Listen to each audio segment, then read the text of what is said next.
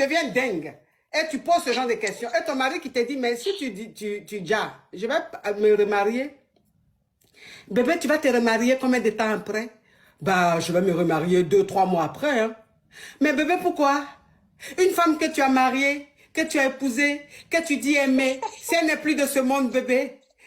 Coucou mes matures, bienvenue à cette nouvelle rubrique de la cour des grands. Comme vous le connaissez tous le concept, aujourd'hui je vais vous présenter une vidéo qu'on va regarder ensemble et vous allez me dire dans la barre des commentaires ce que vous en pensez de cette vidéo. Alors sans plus tarder, regardons cette vidéo ensemble. Mais si tu es nouveau, sache que moi c'est Miss Lance et n'oublie pas de liker et t'abonner.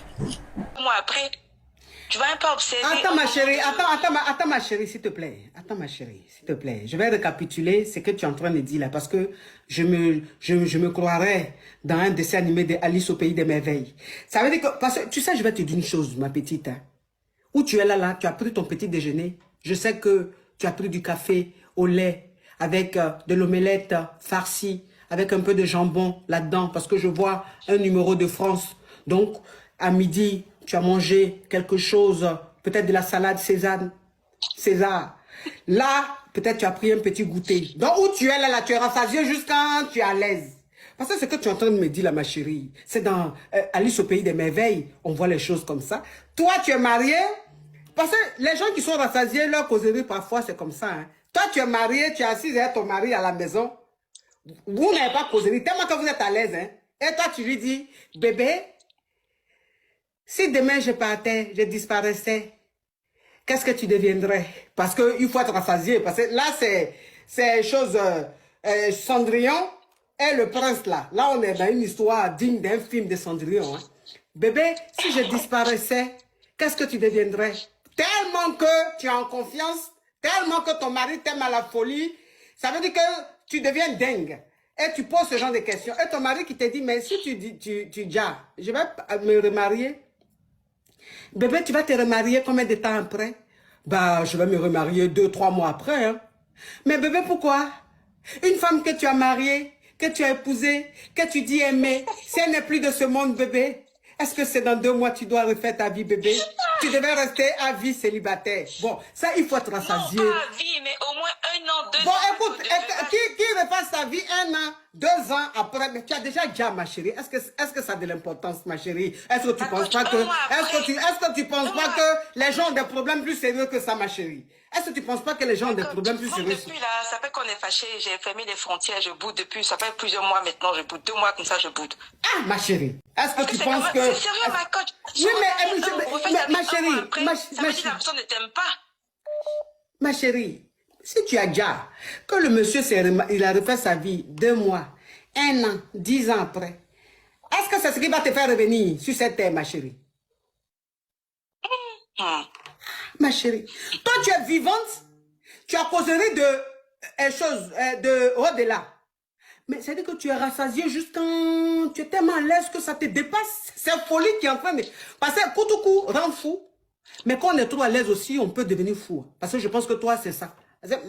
C'est toi qui... Si c'est lui qui parle, je ne vais pas refaire ma vie rapidement comme ça. Je vais attendre. Je vais attendre. Vous voyez les donas. Vous voyez les donas, les benjas. C'est comme ça. C'est comme ça je souffre. Hein. Ça, c'est mon quotidien que vous voyez. Ça, c'est une donna. Je suis plus donna. Tu es quoi? Je suis plus donna. Maintenant, je suis devenue une due caviar, une fatale. Je suis plus donna. Toi, tu es fatale.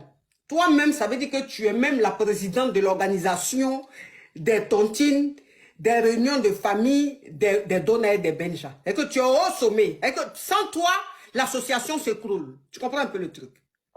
Et ça, c'est le comportement de Donna. C'est comme ça elles sont. Hein. Elle dit qu'elle est là, si son mari partait, elle ne va pas se remarier tout de suite. Si son mari déjà, elle ne va pas se remarier tout de suite. Bon, ça, c'est le comportement de Donna. Hein. Elles sont dans leur monde. Vous allez trouver ça un peu bizarre, mais c'est naturel. C'est les Donna, c'est comme ça. Leur raisonnement. Donc, quand tu approuves ce qu'il dit alors, c'est pas normal. Tu avais quelqu'un 1 mois après. Ça veut dire que pendant que je suis en vie, c'est que tu vois quelqu'un d'autre. Si 1 mois après, tu arrives à refaire ta vie là. Donc, ça veut dire que où tu es là, toi, tu sais quand tu vas déjà. Toi, tu sais quand... C'est sa réponse là qui me fait douter. C'est sa réponse qui me fait douter. Non, être à l'aise aussi, c'est pas bon. Regarde, ça veut dire que quand tu es dans un foyer et puis le foyer est heureux, tout va bien. tu vas aller chercher problème. Ça, c'est les donnants, hein, c'est comme ça. Ça, où elle est là, tout se passe bien dans son foyer. Son mari se comporte bien. Elle est heureuse. Il faut qu'elle trouve problème.